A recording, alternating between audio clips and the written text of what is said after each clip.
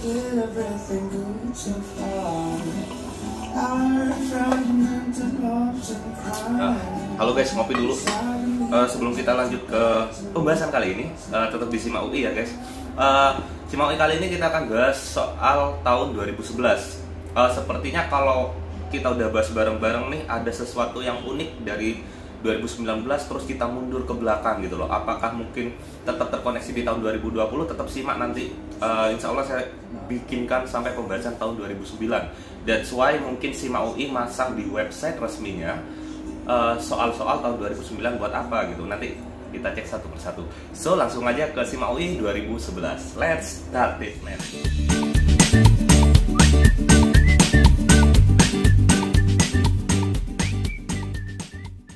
Oke, di soal nomor 1, langsung saja kita di sini bisa membedakan antara beban atau beban dibayar di muka sama beban yang masih harus dibayar atau biaya yang masih harus dibayar. Nah, perbedaannya di mana? Untuk jawaban nomor 1 adalah yang B ya.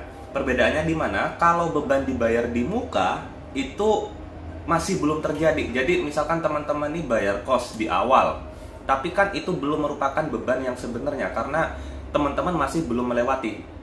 Menambah beban iya, tapi apakah benar-benar sudah menambah beban hidup gitu ketika kita bayar kos? Belum, karena kita belum melewati masa-masanya. So, kalau beban dibayar di muka berarti masih belum terjadi. Dan kalau masih biaya yang harus dibayar itu sudah terjadi, men, gitu loh. Sama kayak teman-teman bayar kosnya di akhir nih gitu loh. Teman-teman bayar kos di akhir, tapi teman-teman sudah nempatin. Nah, itu kan ada beban yang masih harus dibayar tapi belum dibayarkan sama teman-teman. Tapi teman-teman udah melalui hari-hari tersebut. Nah, itu udah terjadi. Jadi jawaban nomor 1 adalah yang B. Kemudian kita ke nomor 2. Oke, law of diminishing return itu simple ya. Itu jawabannya adalah terjadi setelah MP atau marginal product mencapai minimum. Gue sederhanakan tentang law of diminishing return. Law of diminishing return merupakan di mana peningkatan input akan menyebabkan total produksi terus bertambah, namun penambahan produksi malah turun. Nah, itu yang disebut sebagai law of diminishing return.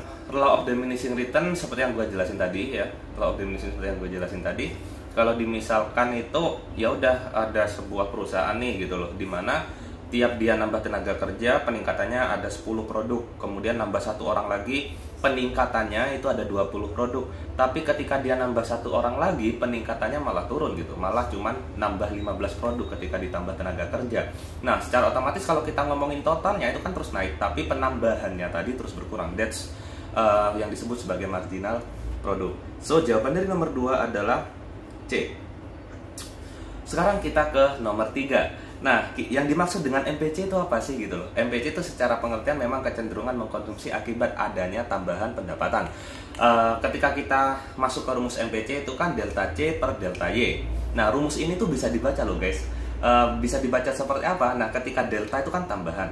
Nah, delta itu tambahan konsumsi per itu akibat adanya delta Y. Jadi tambahan konsumsi akibat adanya tambahan pendapatan. So jawaban dari nomor 3 adalah yang B. Kemudian kita ke nomor 4. Nah, di nomor 4 itu ada Lux, Dove, and Lifebuoy ya, atau contoh-contoh sabun. Nah, kalau misalkan kita ngomongin sabun, pasti itu kan orang bebas keluar masuk di pasar tersebut gitu loh. Ada yang mau produk sabun baru, Lifebuoy rasa lemon, Lifebuoy rasa samyang atau apa gitu kan. Nah, mereka bebas keluar masuk di pasar itu tadi. Nah, ini adalah ciri dari pasar monopolistik. Tapi antara Lifebuoy tadi dengan Lux itu kan pasti punya karakter tersendiri. Kalau Lux mungkin baunya itu bunga-bungaan, kalau Lifebuoy itu baunya gini. Nah, itu yang dimaksud diferensiasi. Memang mereka bebas keluar masuk pasar, bedanya sama persis dengan persaingan sempurna, tapi bedanya di mana? Salah satunya adalah perbedaannya di produknya, yakni terdiferensiasi. Kemudian kita ke nomor 5. Nomor 5 gampang. Oke, jawabannya adalah 200 juta. Kok bisa gitu? Kok bisa 200 juta? Ketika teman-teman seperti ini nih gitu loh. Yang harus dilakukan adalah mencari, kalau soal seperti ini yang harus dilakukan adalah mencari multipliernya atau angka penggandanya. Ketika kita tahu 0,8, oke ya. Sorry, bukan yang B nomor 5. Ketika kita tahu C itu 0,8Y. berarti MPC-nya kan 0,8, MPS-nya adalah 0,2 ya, atau 2/10. 2/10 itu sama dengan 1/5. Nah, untuk menjawab seperti ini yang harus dilakukan pertama adalah mencari multiplier dari investasi. Multiplier investasi itu kan sama dengan saving, berarti 1/1 min MPC atau 1/1 min 0,8. Jawabannya adalah 5. Jadi kalau misalkan adanya tambahan 50 juta, maka penggandanya atau multipliernya ini, pengali lipatnya akan bertambah sebesar 5 kali lipat tadi, ini sebesar 250 juta. So, jawaban dari nomor 5 adalah yang C. Kemudian kita ke nomor 6.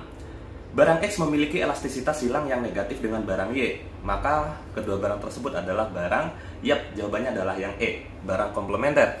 Nah, yang dimaksud korelasi yang negatif ketika si X naik maka Y-nya turun, hubungan PX dengan QY. Oke ya, PX dengan QY. Misalkan ketika harga barang X naik maka permintaan barang Y akan turun. Nah, ini barang apa sih? Barang komplementer, pelengkap. Misalkan nih gitu loh, harga mobil naik, oke ya, maka harga mobil naik, pelengkap dari mobil ini apa? Misalkan baja, maka permintaan terhadap baja akan turun. Karena apa? Karena kenaikan harga mobil mengakibatkan penurunan permintaan mobil yang juga secara otomatis menurunkan permintaan barang pelengkapnya, yakni baja. Sesimpel itu, guys. Kemudian kita ke nomor 7. Nah, di nomor 7 jawabannya adalah, ini juga bolak-balik kalau teman-teman bisa ambil kesimpulan ya dari soal tahun 2011 ini ke depan gitu kan, indifference pasti bermunculan gitu di soal. So, jawaban dari nomor 7 adalah D, yakni ketika mereka bersinggungan. Kenapa kok bukan berpotongan? Teman-teman bisa cek video indifferent curve dari ekonomi. Nah, kita sekarang ke nomor 8. Nah, ini nih unik nih gitu loh. Muncul kurva permintaan uang. Kurva permintaan uang itu hubungan antara tingkat suku bunga dengan permintaan itu sendiri. Nah, kalau pergerakan bentuknya seperti apa? Bentuknya seperti kurva permintaan ya, dari kiri atas ke kanan bawah. Kemudian hubungannya apa? Kalau di permintaan itu sumbu Y-nya adalah price, harga. Kalau di kurva permintaan uang, sumbu Y-nya adalah tingkat suku bunga. Dan garis horizontalnya atau X-nya adalah Q, sama-sama Q gitu kan. Cuman di permintaan uang, ya Q uang gitu. Nah, yang menyebabkan, kita tahu sebelumnya bahwasanya kurva itu permintaan ada yang bergerak dan bergeser. Kalau misalkan permintaan, yang menyebabkan pergerakan itu adalah harga barang itu sendiri atau faktor Y-nya, sedangkan kalau pasar uang yang menggerakkan kurva juga faktor Y, berarti tingkat suku bunga. Kalau menggeser berarti selain harga barang, atau kalau di kurva permintaan uang selain tingkat suku bunga yang menyebabkan kurva permintaan bergeser ke kanan ataupun ke kiri. Biasanya kuncinya adalah di tingkat pendapatan konsumen untuk permintaan. Kalau misalkan Bank Indonesia menambah jumlah uang yang beredar, itu penawaran, men, karena Bank Indonesia di sini berposisi sebagai produsen. Produsen apa? Produsen uang. Ketika Bank Indonesia menambah peredaran uang, berarti penawarannya yang berubah gitu loh. Oke, jadi nomor 7 jawabannya adalah yang E. Tidak ada satupun jawaban yang benar di sini. Kenapa? Yang A, ketika terjadi penurunan pendapatan, itu harusnya gesernya ke kiri, bukan ke kanan. Sedangkan di soal yang diminta adalah bergeser ke kanan. Seandainya terjadi peningkatan pendapatan, maka itu jawabannya. So, nomor 8 nggak ada jawaban di situ. Oke, jumlah uang beredar itu penawaran. Poin B, tingkat suku bunga itu nggak menggeser, tapi menggerakkan, itu di poin C. Poin D, ketika bank sentral mengurangi, itu juga berhubungan dengan penawaran uang. So, simple gitu kan. Kemudian kita ke nomor 9. Di nomor 9, efisiensi alokatif. Teman-teman jangan biasanya terjebak antara efisiensi alokatif dan efisiensi produktif. Kalau efisiensi alokatif itu menggambarkan atau tercapai pada saat P sama dengan MC, di mana penjual menjual barang seharga penambahan biayanya. Oke ya, penambahan biayanya itu dijualnya di situ. Itu efisiensi alokatif. Atau penjual itu memproduksi semaksimal mungkin. Semaksimal seperti apa? Misalkan di kurva PPF. Nanti aku jelasin barengan dengan isopan dan isopos, tunggu aja videonya. Tetap stay tune terus di channel ini. Jadi jawaban dari nomor 9 adalah yang C, jumlah alokasi barang yang seimbang. Itu salah, men. Oke ya. Seimbang ini berarti sama-sama gitu. Enggak, yang dimaksud dengan efisiensi alokatif, misalkan ini sebenarnya mirip banget dengan indifference, mirip banget dengan budget line. Ketika produsen itu punya kemampuan untuk produksi 10 mobil dan 15 motor gitu, kemampuan maksimalnya di situ. Kemudian kalau mereka memproduksi 10 mobil dan 10 motor itu belum mencapai yang namanya tingkat efisiensi. Kemudian kalau misalkan mereka ingin nambah mobil jadi 15, otomatis mereka harus ngurangin motor karena kemampuan maksimalnya di situ. So, seperti itu jawabannya. Kalau seimbang, no gitu kan. Kalau karena masih punya kemampuan untuk berproduksi lebih. So, jawaban dari nomor 9 adalah yang C. Nomor 10, gampang ya. Untuk nomor 10, ketika kita mencari laba bersih kan rumus dari laba itu sendiri adalah pendapatan min beban. Ketika ada konteks laba bersih berarti pendapatan min beban dikurangi pajak. So, di sini ada akun pendapatan dan beban. Pendapatan 20 juta, bebannya ada 1, 2, dan 3. Kalau dijumlahkan bebannya 8 juta, berarti 20 juta dikurangi 8 juta, jawabannya adalah 12 juta. Kemudian kita ke nomor 11. Nah, di sini aku yakin banyak yang kejebak di sini. Kejebaknya di mana? Ketika kita ngomongin rumus garis lurus kan persentase penyusutannya, penggunaannya, kemudian dikalikan harga perolehan, dikalikan dengan nilai residu dibagi umur ekonomis. Kita cek atau harga perolehan dikurangi nilai residu dibagi umur ekonomis. Nah, kita cek di sini kan untuk 5 tahun. Kemudian yang diminta barang tersebut dipakainya 1 Juli 2009. Oke ya, 1 Juli 2009. Maka akumulasi penyusutannya pada 31 Desember 2009 itu berarti 220 min 20, oke ya, min 20 per 5. Nah, karena dia dipakainya 1 Juli berarti cuman 6 bulan atau setengah tahun. 200 dibagi 5 berarti dia dapat 40 juta, itu setahunnya. Cuman di tahun 2009 akumulasi penyusutannya itu sebesar, karena penggunaannya 6 bulan hanya 20 juta. So, itu udah selesai dicatat dalam periode tersebut. Maka, untuk periode yang 2010-nya, ini yang 2009 itu nggak perlu diikutin. Cukup ngitung yang 2010. So, jawaban dari sini adalah 40 juta, yang A. Itu kenapa jawabannya bukan yang C. Kemudian kita ke nomor 12. Jawabannya adalah yang... Oke, teman-teman bisa baca soalnya. Jawabannya adalah yang B. Oke ya, salah satu tujuan pembangunan ekonomi adalah terciptanya penurunan jumlah penduduk yang hidup di bawah garis kemiskinan. Jadi mereka mengurangi kemiskinan ya, way against poverty gitu. Dan pemerataan pendapatan. Itu kan kita bahas salah satu tujuan pembangunan ekonomi. Kenapa nggak nyambung? Yang bawah ini adalah ngomongin konteks tentang kurva Lorenz. Memang pengertian kurva Lorenz itu berhubungan dengan pendapatan atau pemerataan pendapatan. Sebab semakin jauh jarak garis kurva Lorenz dari garis pemerataan sempurna, semakin timpang distribusi pendapatan sebuah negara dan sebaliknya. Oke, itu juga benar. Berhubungan nggak? Biasanya ekonomi pakai kata karena untuk menggantikan sebab. Salah satu tujuan pembangunan ekonomi adalah terciptanya penurunan jumlah penduduk yang hidup di bawah garis pemikiran dan pemerataan pendapatan. Karena semakin jauh garis kurva Lorenz ini udah gak nyambung dari garis pemerataan sempurna, semakin timpang. Gak nyambung men, mau digimanain pun aku rasa gak nyambung. Terserah teman-teman kalau mau disambungin, up to you ya, aku gak maksa. Kemudian kita ke nomor 13. Nah, di nomor 13 ini transaksi tanggal 10 Februari 2011 mengakibatkan, oke, kita cek ya, tanggal 1 Februari dijual barang seharga 5 juta dengan syarat 2/10 N/30. Maksud dari 2/10 ini udah gue jelasin juga di video ekonomi sebelumnya tentang akuntansi. 2% apabila dapat potongan 2% apabila dibayar dalam jangka waktu 10 hari. Nah, siapa ini? Si orang ini gitu, orang ini gak ada namanya.